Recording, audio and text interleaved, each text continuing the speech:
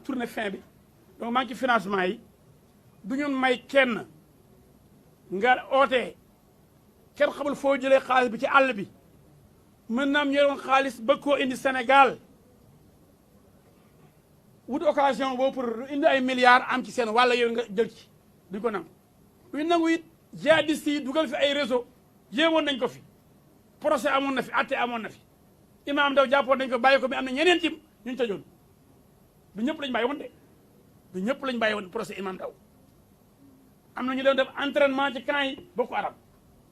li may xamee ko yéen ñëpp entraînement ñu avoué ko ci biir audience kon nga xam ngeen ne ñoom dugg nañ Sénégal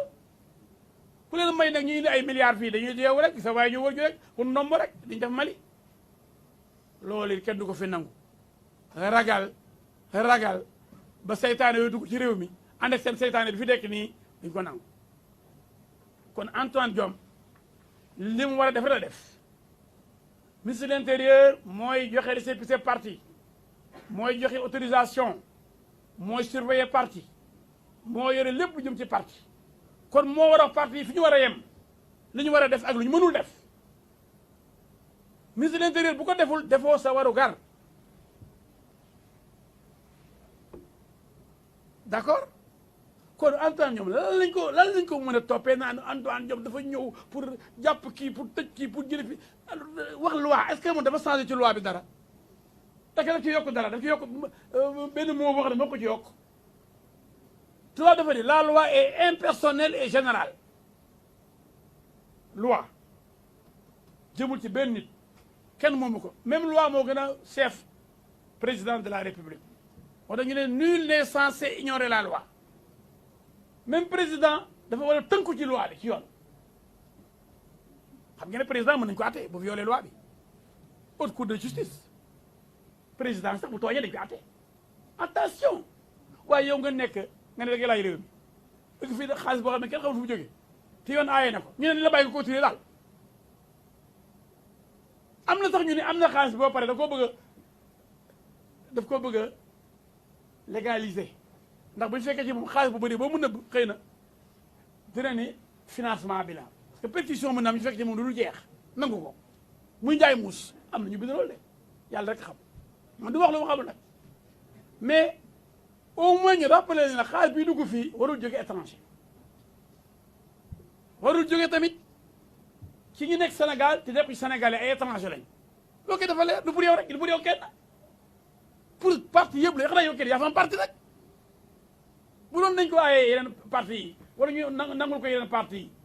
ñu def campagne comme yow taxaw jël rajo ak télé yi jël sa journaliste mu taxaw melelelel di wutal la ay financement mais même état bi bu koy def day dafa c'est encadré état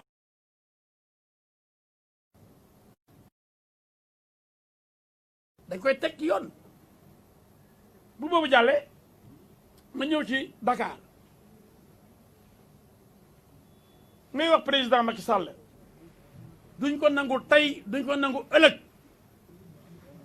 kenn mënul nangu li nga bëgg suñu histoire moomu loo ko da nga ko fay fekk Dakar moo la mag moo ma mag suñu waajur yi Rufisque moo ñu mag les 4 communes kay xam ngeen ni Saint-Louis Rufisque Gorée ak Dakar la woon président lu ñu nangu nga jël suñu histoire xotti ko ñoo bañ loolu projet boobu fa ngeen ko jëlee delloo jëleen ko fa waa Dakar duñ ko nangu waa Rufisque duñ ko nangu mu ngi mel ne nga yow woon di Saint-Louis day tas kon waa Saint-Louis duñ ko nangu la vieille ville pour lan président joxal cër ñi la fal waa Dakar ci lañ bokk ci Dakar nag mu leen néewal doole Sénégal ndax mooy la capitale du Sénégal comme ni ko Kouthia waxee maire de Paris bu doon ñëw Dakar ci Dakar nekkatul ñu ne na maire Médina dem teel di jóg wala gouverneur kooku du naw leen pourtant Paris bëri na arrondissement ma ban Médina Paris soxna si Médina Paris fa la dëkk ñaata arrondissement mu am Paris plus de 20 arrondissements mais dafa tax ñu ne Paris du amati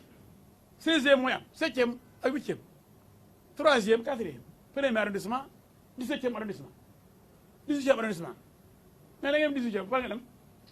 Barbès fooy dem Château Rouge fooy dem Poissonnier Doudoville mais non il y a Paris ville lumière donc on dit Paris la capitale du monde les Champs-Élysées nga tëb rek ni Paris disparaître na nga tëb Dakar boulevard Dial Diop boulevard Charles de Gaulle boulevard de la République Dakar Lamine Gueye Dakar Samba Gueye Dakar Pape Diop Mamadou Diop Khalifa Sall Dakar Soham Wardini mais nga yeewu rek histoire Dakar disparaître quoi lu ñuy wax léegi Médina Sicap Mermoz Ouakam Yoff mais ça c'est pas sérieux Macky dellu si ginnaaw lii du mën a jàll ci waa Dakar rek ñu ngi la yëgal ni pestum kanam borom a koy fajal boppam waa Dakar ñoo du ko du nangu waaw bu laajee ay marche ci jàmm teg ko ci yoon dinañ la woon ne lii nga bëgg a def bu la neexee nga defi ko Fatick mais fii mënul jàll mais man bu boobaa it may nekk avocat Fatick du ma nangu Fatick di jàll parce que Fatick histoire la aussi ville chargée d'histoire président bàyyi li nga bëgg a def mënul non dafa ñaaw non du mënul dem lii kooku wax bu ne waaye président lan moo ko dal mais quand même ça c'est ce que je disais c'est l'inacceptable et l'inqualifiable ma mujjee ci élection yi président xam na ni dafa am opposition cuune ci moom sa waaye ancien ministre ancien premier ministre ancien ministre de l'intérieur ancien président de l'Assemblée nationale koo teg dof yow yaay dof ku ni Macky amul expérience politique kuy sa baay Ablaye Wade Senghor du ko woyee woon ñoom mboor Ablaye Wade ñoom mboor Senghor la ko tuddee woon Macky Sall ñoom mboor formé ko ba bi mu ñëwee ñoom mboor bi mu ko dàqee assemblée mu won ko di ko tey jii doom jàng na li baay bi ku jàngaloon lépp ba teg ci leneen l'élève dépasse le maître Macky Sall comme bu ma gisee léegi yenn émissions yi damay ree quoi bi mu Abdoulaye Wade nekkee fii pendant 12 ans kuy opposant Sénégal est-ce que Macky Sall la woon l'opposant le plus virulent c'était feu Amath Dansokho et Moustapha Niasse suivait après Ousmane Tanor Dieng Abdoulaye Bathily El Hadji Momar Samb Penco buñ ko paccoo ñooñu ñoo fi def ko di wax kenn ci ñoom jël réew mi Macky y a un boulevard pour ce garçon là est-ce que amu na boulevard pour Amath Dansokho est-ce que amu na boulevard pour Moustapha Niasse est-ce que amu na boulevard pour Tanor Dieng ñi fi nekkoon opposant benn kon bokkoon ci Ablaye Wade moo génn ci Ablaye Wade ñëw dem wëri bàyyi fi opposition bi ñëw jël réew mi mais bii pas nanguy xool lu mel noonu sax dañu naan non léegi kay booy bi moom mu jël affaire bi quoi foo rek boo fi nekk waaye ñi fi nekkoon ñoom Moustapha Niasse pour que mu doon Moustapha Niasse ancien directeur de cabinet de Senghor premier ministre de Abdou Diouf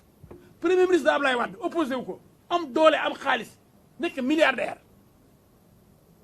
jiite Benno Siggil Sénégal plus de 50 partis politiques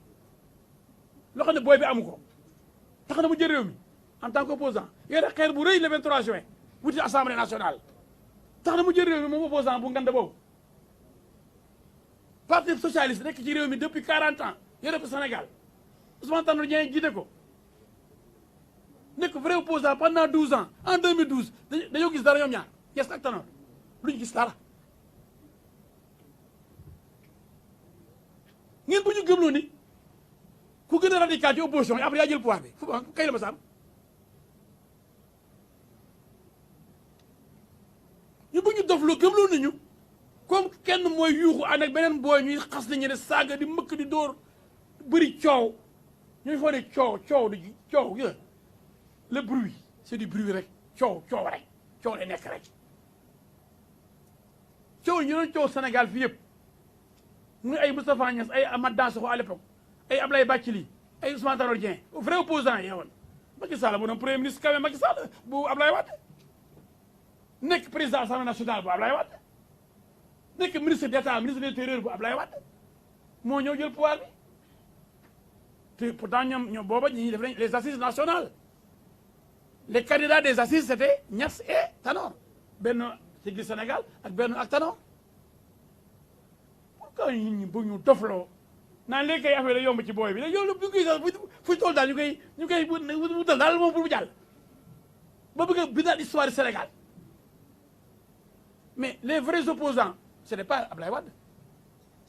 ñu doon taal ba jàppale ñoom Bass Diop la woon opposant vrai yi ñoom Ablaye Ly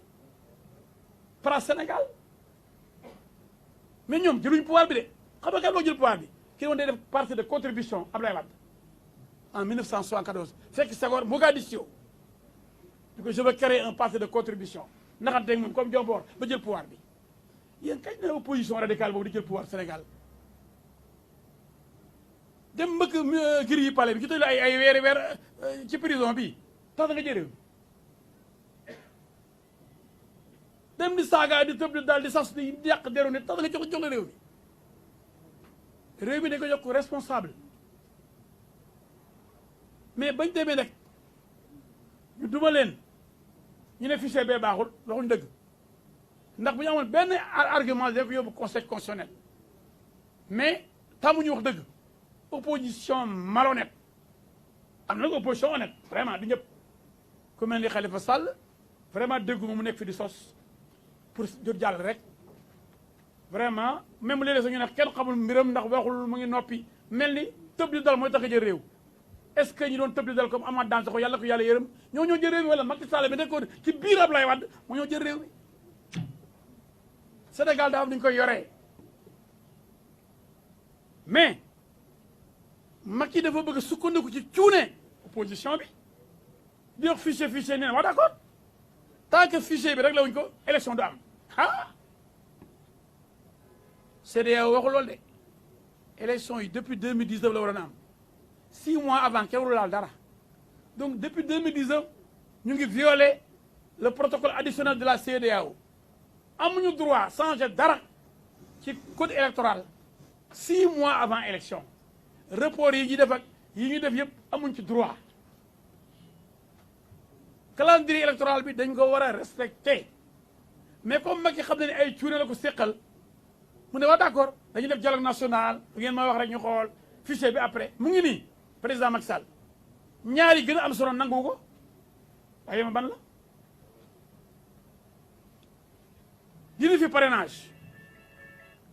parrainage bi c'est injuste nit ñi yemuñu am parti yemuñu mën-mën moo tax parti bu ci xiif tiit da ngay dem sam jaay sa bopp jaay sa ngor ñu jënd la nga ñëw dig Sénégal ay bandi ak ay criminel wala ay pétrodollar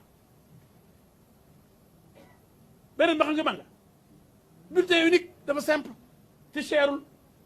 su réew mi nga xam ne amul moyen bulletin unique moo gën ci moom moo am ay bëgg de mondial Burkina Faso Christian Marc Kaboré même Guinée gii bulletin unique lañ def Guinée gii xam ne xam ngeen ni ka fa nekk gëmu yàlla gëmu yonent bi rek lay def muy Alpha Condé xam ngeen ni seetlu danañ ko gagné moom bien que bulletin unique la moom day foqati indi ay résultat boppam mais Sénégal loolu mënu fi am Sénégal du dëkk Sékou Touré de dëkk Senghor la Sénégal dañoo civilisé te dañoo am xam-xam ne dañoo jàng pays de culture la et de xam-xam donc bu ñu defee bulletin unique ñuy coché di xool kenn du juum prix du cher ndax doo jël ay milliards de bulletins di ko imprimer mais li ci jublu mooy bu bulletins yi bëree mën nañ dem wan yenn bulletins yi ne bii ngeen di wote def leen ko fii seen soutien gorge yi bu ngeen demee bii la dama la fekk ñu ne bidon bii la bu marron bii la am fas wi boo demee bii ngay wote